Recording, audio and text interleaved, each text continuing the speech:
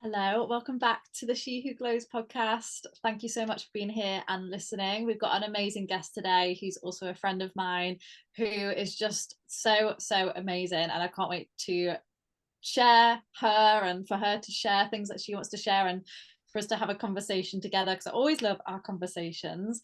She's a psychic medium. We're going to be talking a lot about burnout and how she came from a background of being in the corporate world and kind of living in between realms from the corporate world into the psychic mediumship side of things and where she is now, and also delving more into intuition and psychic mediumship as well, because I think it's really important to bring more awareness around that if you don't know that much about it.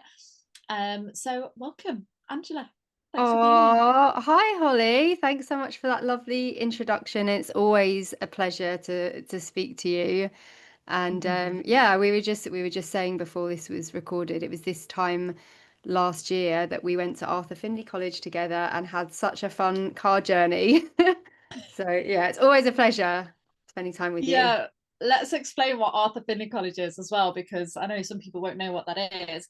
But it's basically a college in London, Stansted specifically, which is purely for spiritual development, where they do stuff about intuition, psychic mediumship, so many different types of things, shamanic stuff. It's just the most amazing place, and I think it's nice to just give that platform here for anyone who's wanting to dive deeper into that as well, because you kind of go there. They do things online as well, but you can go there and stay over on a little retreat, and that's what me and Angela did. We stayed for a week and was in the same room, and it was just, we've made so many amazing memories from it. It was fun. It really I was. think I laughed non-stop for a week. Every Yeah, day.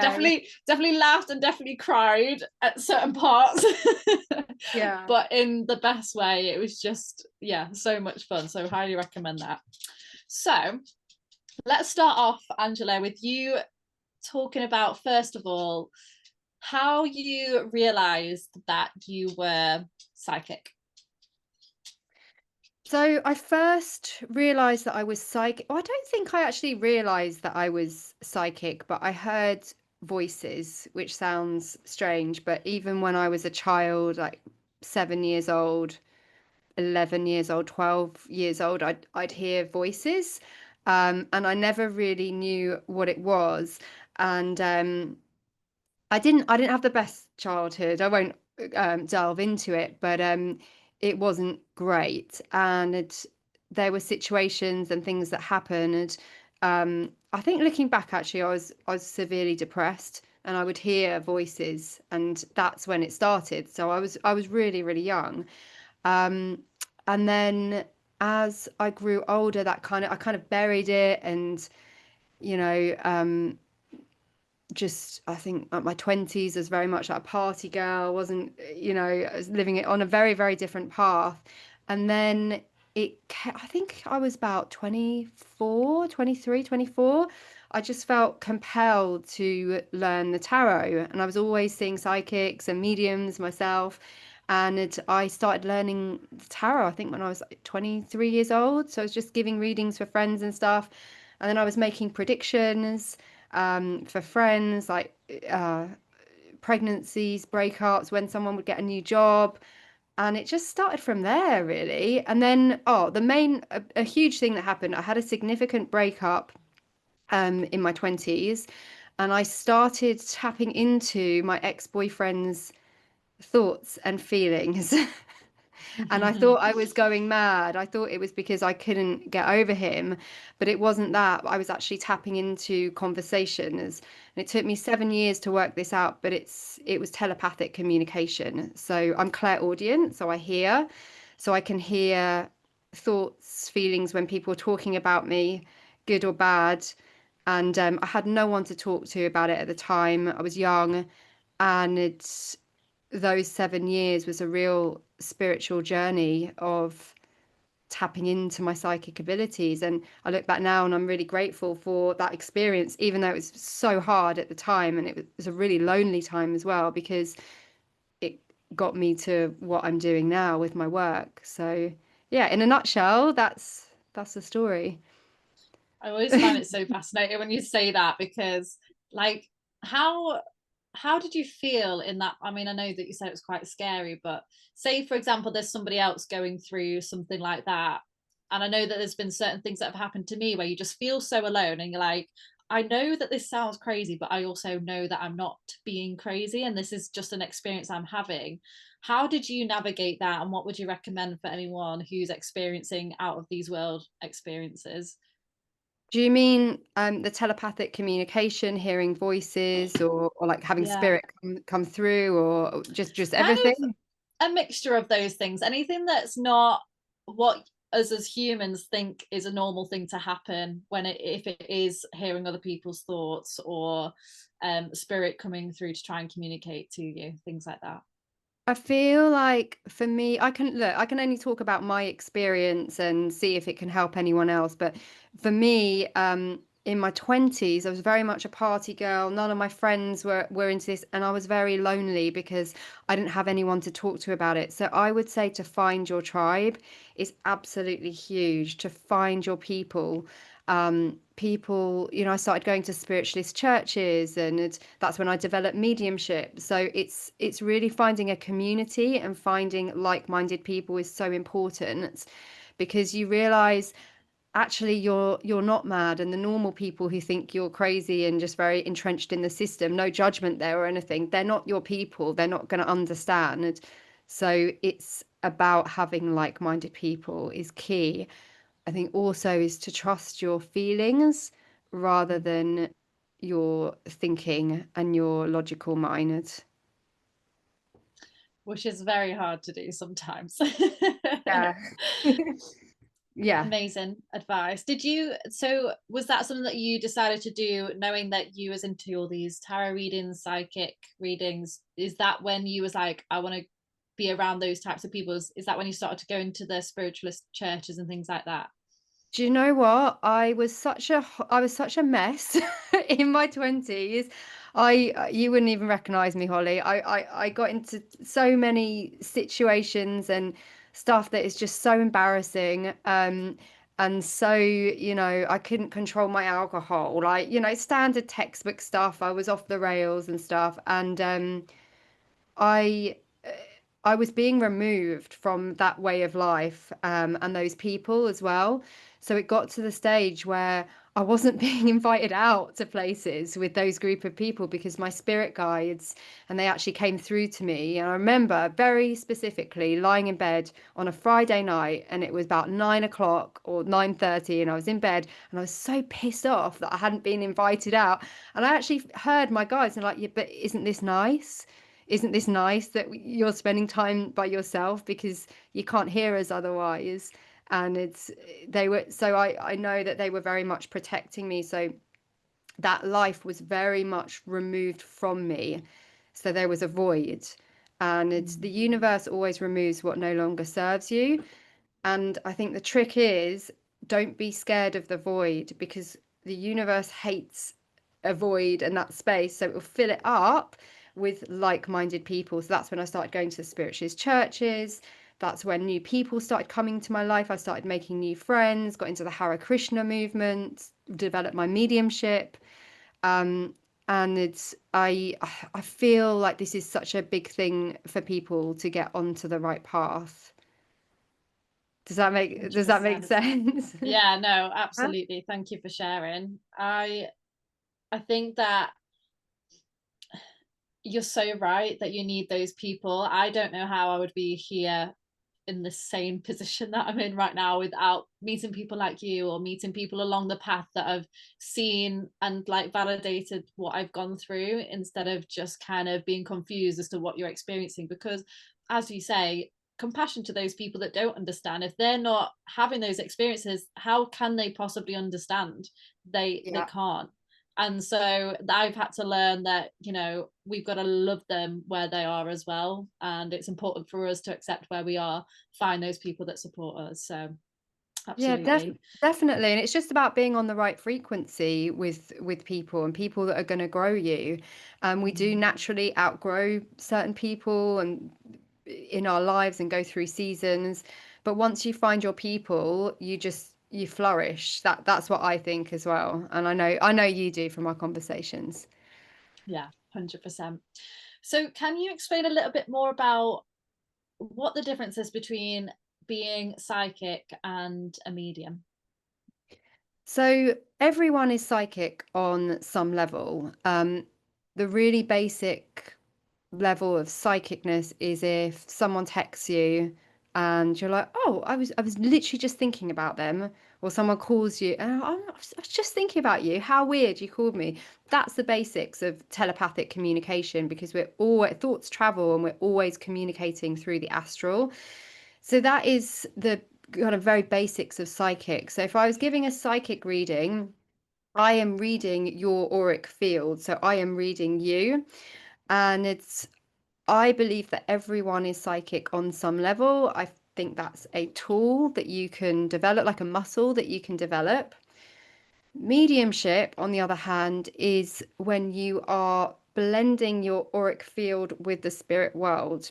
So you're expanding your auric field, you're asking spirit to blend with you, and you're bringing through past loved ones from the unseen world. So you're not getting your energy from your sitter's aura, it's from their past loved ones. And that's the difference. I don't believe everyone can be a medium, but I do think everyone is psychic on some level.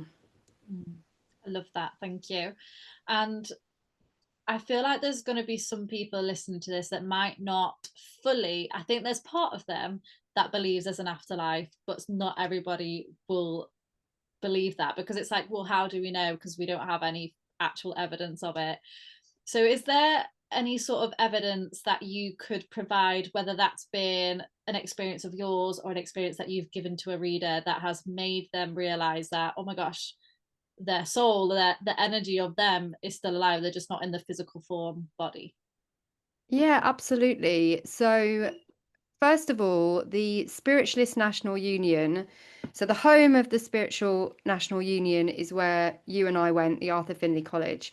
And spiritualism is the only science based, evidence based religion in the world that has evidence of the afterlife. So, being an evidential medium, you are not only bringing through their loved one from spirit, but you are giving concrete evidence that of what they were like in this life. So for example, okay, I had a client who actually no, this was when I was on holiday. I was giving this reading, um, and I was just chatting to this girl, and her father came through, and he was desperate to speak to her, and he was like, "Tell her how sorry I am, how proud I am of her, and how much I love her." And she was in tears. So I know that there was a lot of trauma there because he was like, I'm sorry, I'm sorry. And I was like, wow, I have to tell you, he's saying like how sorry he is. And that's all well and good. Like I delivered the message.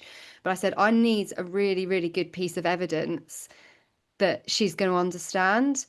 And he said, tell her William Hill. So I said, he's saying William Hill. And she burst out crying because the week before the holiday, she was clearing out his house and he was a betting man. So there were William Hill slips all round the house that she'd had to clear out. Mm. You see, so just that one bit of evidence, as obscure as it is, meant nothing to me. I'm just the bridge between the two worlds, but it meant everything to her. And she knew it was her dad. And that experience lifted a whole load of guilt from both sides, from the spirit, from her, and it re-established the relationship, which continues, but just in a different form. Wow. I honestly, and I know you have so many more like pieces of evidence as well from given readings or from experiences you've had as well. And I just think, it's so easy to say, oh, your loved one loves you. And, anyone could say that, couldn't they? So it's like, well, I don't Yeah. believe that. So I love that the dad came through to say something that no one else could have, you would never have even known that from Instagram or whatever it was, to be able to research into that. Do you know what I mean? Yeah, exactly. And look, I am a skeptic. I'm a very practical person. I've worked in, you know me, I've worked Yeah.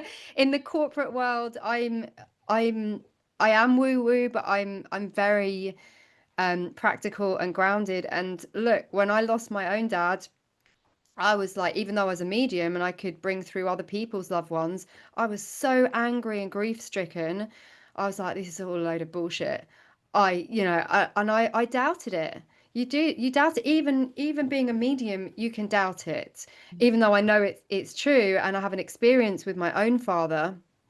Um, he died over 3 years ago now, and it was an unexpected death when he was okay. So it was 3 months after he died, and I was actually giving a reading to someone, and he came through. And I'll just tell you the story quickly. So he came through. He was flying on the south coast of England, where he lived. He lived in Eastbourne, so he was flying. I could see him flying across the South Downs and the sea on the south coast. I saw his parents there, my grandparents, and he was absolutely elated. He was ecstatic. And he was like, I can fly, Angela, I can fly. I'm free. I feel amazing. I'm so happy. I love you so much. My father's only told me he loved me once, and that was when he was dying in hospital. And he was so full of life, full of love for me. It's the happiest that I've ever seen him. And I said, Dad, I know this is you, but I'm going to come away from this experience and I'll never remember it, or people aren't going to believe me, or I might even doubt myself. Just give me something, just anything that I know that this is real.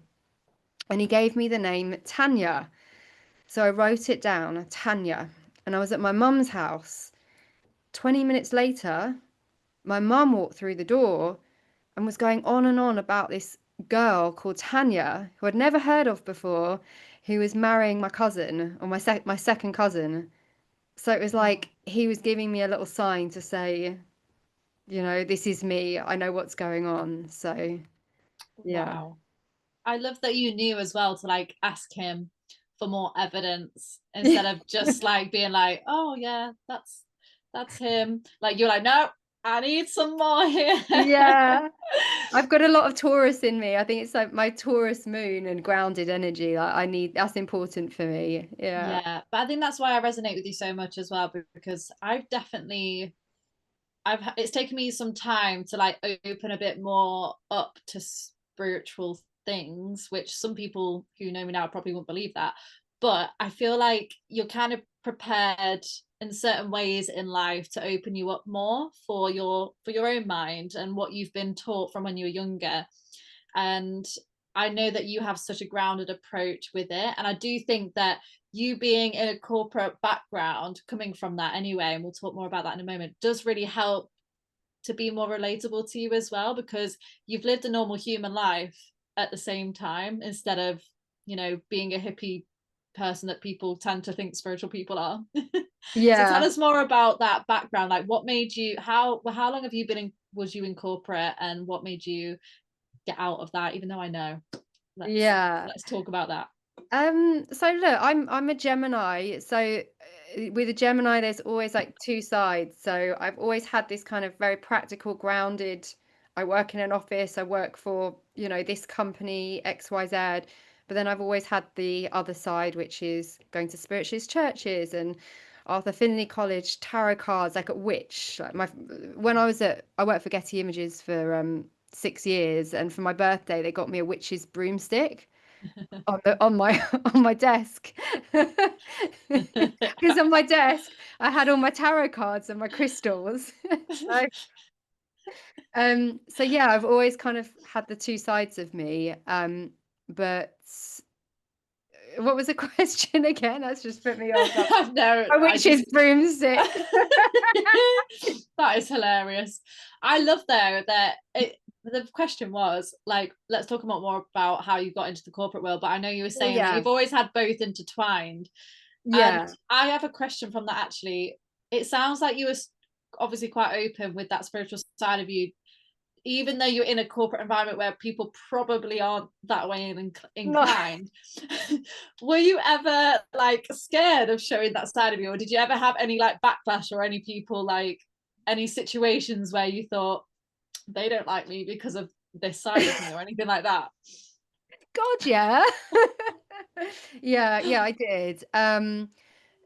Oh God, I'm trying to think of examples for you. But do you know what? I had I was like the agony aunt of the office. So people would just Mm. tell me stuff and they would just open up to me and I'd just say little comments. Even when they didn't know what I did outside work, I would just say, "Oh, he'll call you in 3 weeks. He'll be back." Or, someone's broken up with their boyfriend or, just little things like that. So sometimes it was good. Other times, yeah, I couldn't really show that side of me. Like when I was in when I was in software sales, like God, no, you really had to wear the mask.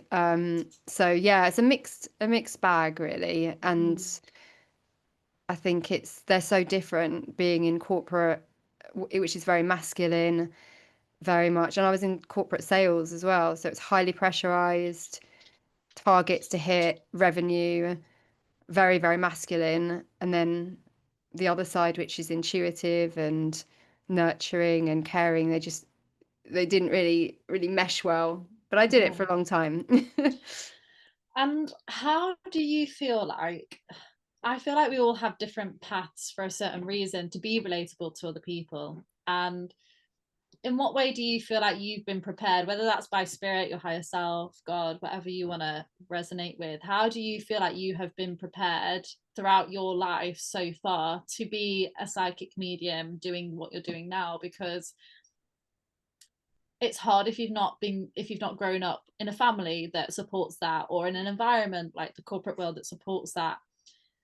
What do you feel has been the pivotal moments that's kind of helped you open up to spirit and prepare you in a way to have that thick skin to be a psychic medium that not everybody accepts as well? I feel like I'm the black sheep of my family. No one's a psychic or medium. I come from a family of doctors and scientists, and very much in the not immediate family, but extended family, very much entrenched in the system. Um, so I get it. I think I really get it. I'm not from a family of psychics and mediums who are really open. I've been in the corporate world, which isn't nurturing to that environment. So I think I'm quite relatable in the sense that I have some clients and they're like, "Oh, I really want to do this. Shall I quit my job and just do it?" And I'm like, "Well, hang on a minute. Let's be practical. Let's be practical. Let's be grounded because it's not all that bumper sticker of like, yeah, follow your passion. It's all going to be great because that's not real life." So I think it is the fact that I'm grounded, I'm relatable.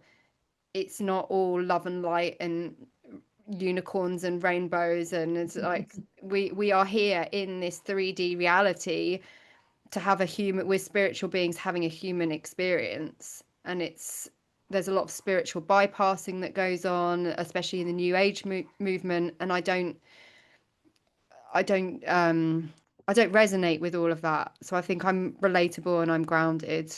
Mm. I hope I that. think no, definitely. It just made me kind of think deeper into, first of all, how we do have, everybody has a different path as well of what they're meant to experience. I know for me, I have no earth sign in my chart whatsoever. I'm very airy, fiery, watery, and my approach to life is very much all or nothing, and I But go that's in what I there. love. That's what I love about you. Yeah. That's what I find so inspiring about you because you're at your age, I was nowhere near as developed as you are. You're like for your age, you are like one of the most developed, like knows who she is people that I know, and that's what I love about you. Thank you. But then what I was getting at as well was that you also have such an amazing balanced approach where it's like, let's think about the practicalities as well as the dream. Let's see how we can get there, whilst also having that trust and faith that things will work out for us. But I do love that, we all have those different approaches to life, don't we? And we have to go on our own path of what feels right for us to do. Because I know there's some people out there that are like, as soon as they've got a feeling to leave somewhere, they'll do it. So there's some other people that will take 5 years, 10 years to do it, and that's their choice. But I do love that grounded approach you have. And the Oh, other thing I was thinking as well was how you've been prepared through the corporate world to be a normal human, to be relatable, but also to receive potentially other people not liking you, or to have to put on a mask and live in the human simulation that we're in, knowing as well that there's more to life than the humanness that we live as well. There is the spiritual side to it. And the passing of your dad, and then you having to decide to leave the corporate world where it was that stable income that you knew you were going to get to where you are now. I just feel like you've been prepared so much to have thick skin, to let go into the unknown a lot, and to deal with grief. Losing a dad at whatever age is never easy for anybody, no matter what relationship you had with them. So I just feel like you've really been prepared to be in this role, and I don't think you can be in this role if you haven't gone through anything. And I know everyone goes through things in a certain degree in their life, but I know that you've definitely been through a lot of challenges, whether it's been with your health and you having to learn the lesson that if you're out of alignment, or you're trying to hold parts of yourself in to fit in, you're going to find those health issues within you. So let's delve more into that as well. What health issues you were coming up against when you were in the corporate world? Yeah, definitely. I mean, first of all, I have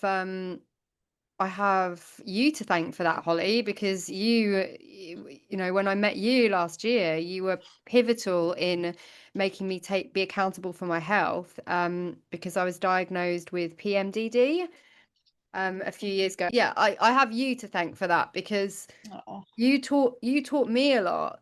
Last year when we were at Arthur Findlay College, you taught me an awful lot about the feminine, being in your feminine. And I am, if you look at my astrology, my astrological chart, I am actually very masculine. I don't look it. You know me, I'm like 5'1", like little, she's so small in real life, in that little like your pocket grandma. rocket. Like your grandma. Do you remember when you showed me a picture of your grandma? Angela, this is what you're going to be like when you're older. Do you remember at the service I station? have cried. I actually went to that service station the other day, and I was laughing in my car. I was like, "Oh my God, last time I was here was with Holly," and I pissed myself laughing. I'm crying. I love my grandma, by the way. She's so beautiful and she's so glam. And I'm like, this is gonna be you when you're older. And you shrink when you get older, so I'm probably She's gonna so be like 4'1". 4'1", but mighty with your Yeah, soul. but powerful, but powerful. Yes. Um, yeah, what was I saying? Yeah, so Sorry, my that's really got me. I was gonna text you, but I was send you a picture, but I was driving, and my aunt was in the car as well. But it was such deja vu. Anyway, We've just had so many moments where it's a lot of the moments where you're like, we can't be laughing right now. Like you're in school and you really want to laugh, but you just can't. like the most serious lecture at the Arthur Findlay College with the best mediums in the world, Yeah. and we can't stop laughing at Paul Jacobs' Brumley accent. And it's not out of like judgment, but we're just like, it just makes you want to laugh, but in like the best way, in like the most endearing way, doesn't it? It does, exactly. But health, yes. So you taught me about being in the feminine, and it's being diagnosed with PMDD. So that is an extreme form of PMS, which is a almost psychiatric condition where 10 days before your period, sometimes it can be even 2 weeks, you have suicidal thoughts, suicidal ideation, you're not yourself, and then your period comes and you're fine. So it's like Jekyll and Hyde. So I've been suffering with this for the last 4 years. I was diagnosed with it officially when my dad died. Yeah, a bit less than 4 years. But anyway, so yeah, there were loads of health issues that came with chronic stress.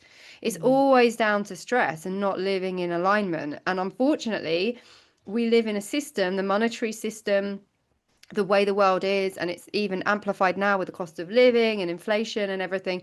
It's so hard to even live, and that's why I don't abide by this, like, oh yeah, follow your passion, everything's going to be great. And it's no, we live in this system, and yes, it's amazing if you can break free of the system, and I do love talking about all of that, but to have a very grounded approach I think is important. But yeah, that's my story. I feel like the stress that has come from the pressure of corporate sales had a huge impact on my health.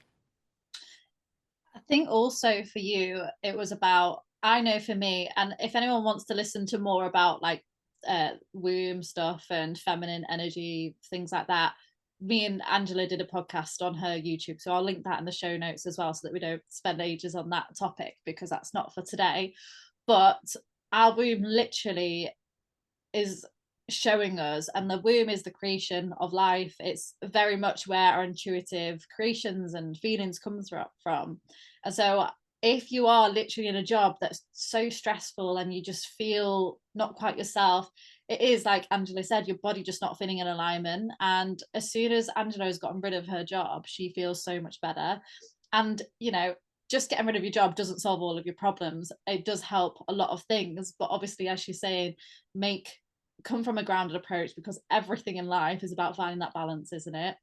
Yeah, And absolutely. And I'm it's just so happy that you're in that place right now where you are thriving. And I do believe that you had to go through that moment though of being out of alignment so that you can resonate with other people of what it feels like to be in alignment and what it feels like to not be in alignment. absolutely. And I don't think it's as simple as like, oh, just quit your job when the economy's really bad or that we're having a recession or anything like that. But it's to have an exit strategy and coping mechanisms, like going Yeah. from a really practical viewpoint. But yeah. Yeah. I love that you said the coping mechanism as well, because something that I was finding that I was doing was using like yoga and all these holistic practices as like crutches. But then the crutches only last for so long until you actually need to get to the root and the foundation of what's actually not working for you. So it's always good to be aware if you just obviously use the tools to help you in the meantime, but to not just keep going with that because it's not going to solve every single problem from the root cause. I completely agree with that. And I have a story to tell you. Yeah, just on that, I was doing exactly the same thing. I think at the most stressful time in my career, when I worked in software sales, I was so stressed. I was spending like so much money on acupuncture and Reiki. And I remember very vividly going into the health shop and getting all these vitamins like ashwagandha, magnesium, like adrenal stuff. And this man just said to me, quit your job. So I had £100 worth of supplements. And it's like, it's your job, like get to the root cause of it. And Mm. it's hard to do that. It's hard. So It is. maybe And it's as crutches. yeah, and I also think there's a difference because I know that I'm on my soul path and I'm doing what like I love and what I feel lights me up, but it doesn't mean that I don't get times where I feel tired or where I maybe haven't burnt out, because there's also then a different challenge within the work that we do where it's helping people to have strong boundaries with that as well. And I do also feel like that when you're using an intuitive muscle, it's a different kind of energy that you're using compared to, I don't know, doing something else that's with the thinking brain. And I have found that I sometimes use a lot more energy when I'm doing teaching or a coaching session. And so my acupuncture sessions have been so supportive with replenishing myself and whatever, whether it's a mentorship or spirituality therapy. And it's knowing the difference between if you're using it as a crutch to like escape and support yourself, or whether it is just actually helpful for the path that you feel is right for you as well. Totally. That's so true. And getting in alignment and following your true path as much as possible in this crazy, difficult system matrix that we live in. If you can do Mm-hmm. that, you're already on the right path. Absolutely. So I know it's not actually been that long, has it now, that you've come out of your corporate environment and kind of delving into this new path forward.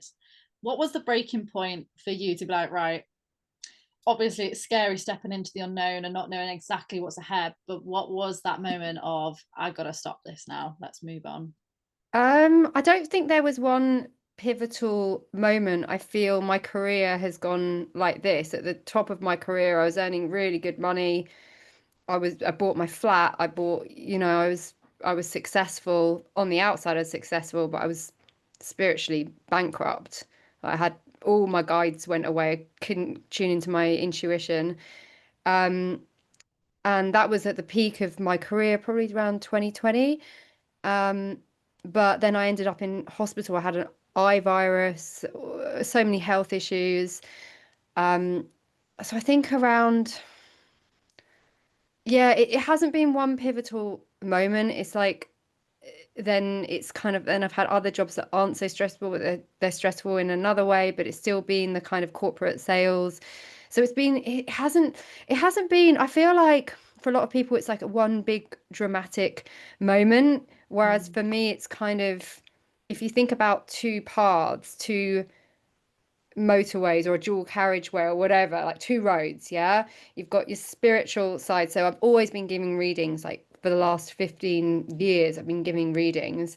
And then I've got my corporate world, and they're kind of like they merge into one. And my corporate career from the outside is going whoa like that, and then my business in terms of like my readings and my spiritual work is going like that, and they kind of meet in the middle. It's Mm. been like that for me. It's been quite a gradual thing, but not without Yeah. its tower moments, like ending up in hospital and being so stressed that I don't even know who I am anymore. Mm. Oh my Yeah. gosh, that's so difficult. But I do love Yeah. that you've got that different side of a approach where it wasn't a one decision moment, it was a gradual transition. And so yeah, that because you've made that transition, talk to us about what it is that you're doing now. And I know that you're still doing your readings, and uh, Yeah. let's talk about what it is that you're doing now, and what is a reading? Like why would I want to come for a reading? Yeah, of course. So the way that I work is with my guides in spirit. I work with tarot cards, and I work with my guides to give you an indication of the energy and things that are going on with you at this moment. I can do predictions, but with predictions, we as humans have free will, so they are subject to change. But that said, if there's something concrete that's it's done, like the deal is done, my guides will know about it, and I've always passed that information on. I give mediumship readings as well. I don't do it as a standalone just because it's really difficult if someone really has their heart set on one particular person to come through and that person doesn't come through and somebody else comes through. So I kind of integrate it all together in my work. So that's the main part of my work. I also do quantum biofeedback therapy. So I have a machine that has an aura camera. It can measure your vitamin and minerals and deficiencies there. It can balance your chakras. It's got an acupuncture program, and yeah, all of that. So Sounds yeah, amazing. yeah, it is. I know that Angela is obviously amazing at intuitive readings and mediumship, but I've not tried the bio machine yet, which I would love to try because Yes, I feel we'll like have. that's something so new, isn't it? That's like up and coming. Yeah, well, I qualified in it in 2021. I did all my qualifications, but I just haven't, again, because I've been in the corporate world and I've kind of been balancing these two paths. I haven't had the kind of time or space to use it as much as I'd want to. But you will be a one of my first, well, not first clients because I have used it, but in terms of like moving forwards, I'd love to Yeah, no, put you I'd on the love machine. to. Absolutely would love to Absolutely. try it. I will come Yeah. over, we'll sort that out for sure. Yeah, love that. How have you created trust with your intuition? Because like I know I've had moments where something's come through and it's been like sometimes I felt fearful of actually saying it because it's like, what if it's not true? Like, what if this doesn't land and it gets a certain reaction back? How have you just let it flow and let yourself trust your intuition to be true? Do you mean intuition when it comes to myself, and you're talking about intuition when it comes to yourself, or are you talking about when you're reading other people? So when you're in, or kind of any situation, so when it be in both, I would say, when it comes to yourself and when you're reading other people. Um, okay. So if we start off with the self, it's that kind of, it's not fear-based. It's not the kind of the anxious thoughts that go round and round in your head. Um, it's like an inner knowing. So it's more of like a very quiet, feeling that you get. It's quiet. It's like it's just a knowing, and it's just about quietening the mind rather than getting very anxious. Like fear-based anxiety is very different to inner knowing and intuition.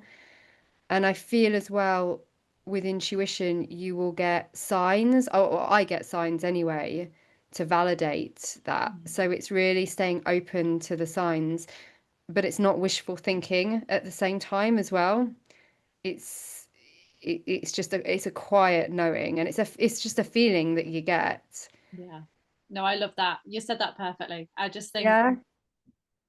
it's hard to describe it in a knowing when people are like, well, how do you just know? And I feel like it's what you described, and it's always comes across practical, grounded, and to the point with whatever it is. And I think it is different for everybody, isn't it?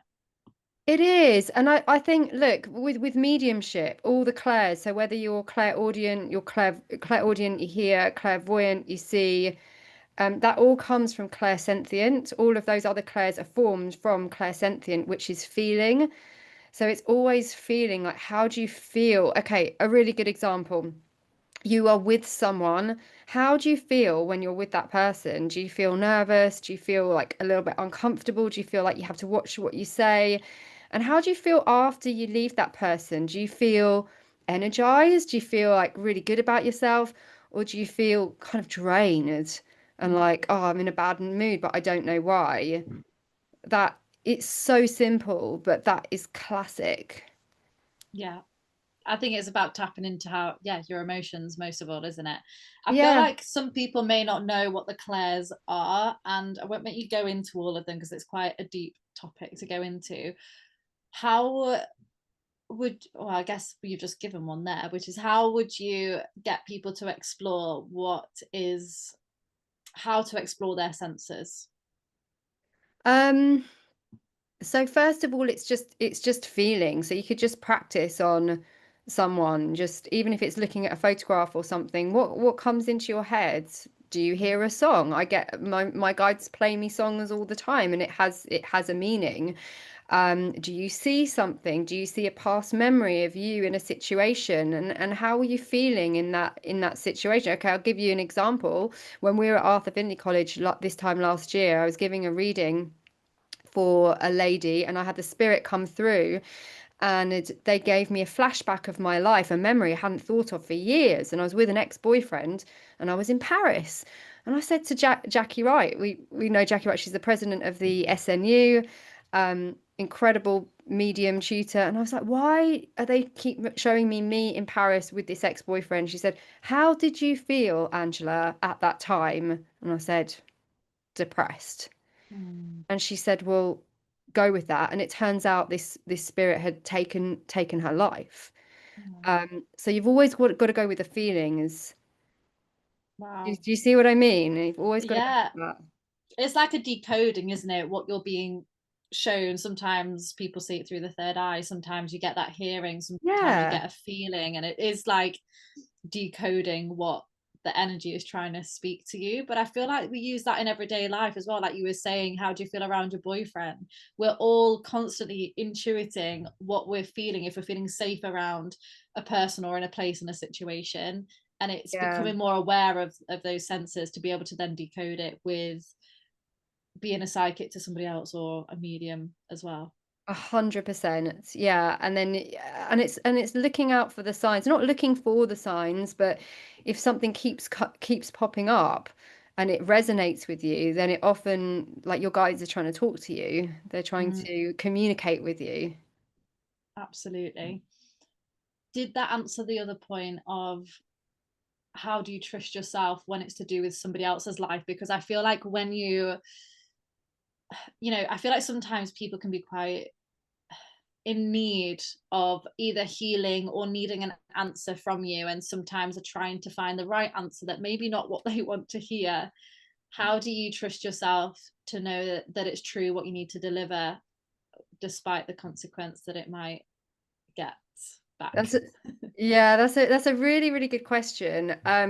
I feel like when you're reading for other people, it's always the first initial thing that you get, because then the logical mind can get in the way and you can doubt yourself and you think, oh, but this doesn't make sense. So always go with what you first feel, first of all. Secondly, there is a lot to be said for ethics and the way that you convey certain information that is coming through. I have a lot of relationship readings. I can see certain things, certain situations, and you have a huge responsibility as a psychic medium to deliver that information in a a kind, ethical, and caring way that is for the benefit of the sitter. So it's being it's being really discerning with what you're not discerning with the way that you are conveying that information. Mm. There are different ways of saying things, Mm. um, and I think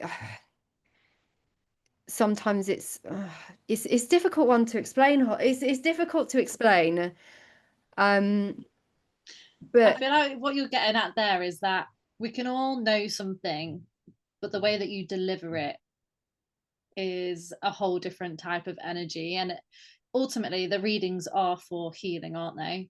And if it's not, yeah, obviously, sometimes what we need to hear might take someone a while to process that information, which is what they need. But it's the energy that you come across with delivering that information. yeah, and just on that as well, as a psychic, sometimes we are not given information at that time because the sitter isn't ready to hear it. Mm. And I Mm. can I can validate this myself when I've gone for readings in the past and I know intuitively something has happened to do with like an ex-boyfriend, like, and every psychic, oh no, I don't see that. And often your guides won't give that psychic that information, or their guides won't give it because you're not ready to hear it as well. Mm. So the intelligence of the spirit world is beyond belief, and they know what you are ready to hear, they know what you shouldn't be hearing, so they will kind of maneuver the medium or the psychic in ways where you're ready to hear what they're yeah when you're ready to hear it. Yeah. Agreed. I love that. The intelligence of the spirit world is just like you say, beyond what we know, isn't it? Yes, absolutely. Well, thank you so much for sharing all of your Thank wisdom and your you. knowledge so far. I've got one last question to wrap up, which I always end this podcast with, which is, what would you say to whatever younger self you want to go back to of Angela? What would you say to her right now that could potentially resonate with other people here as well?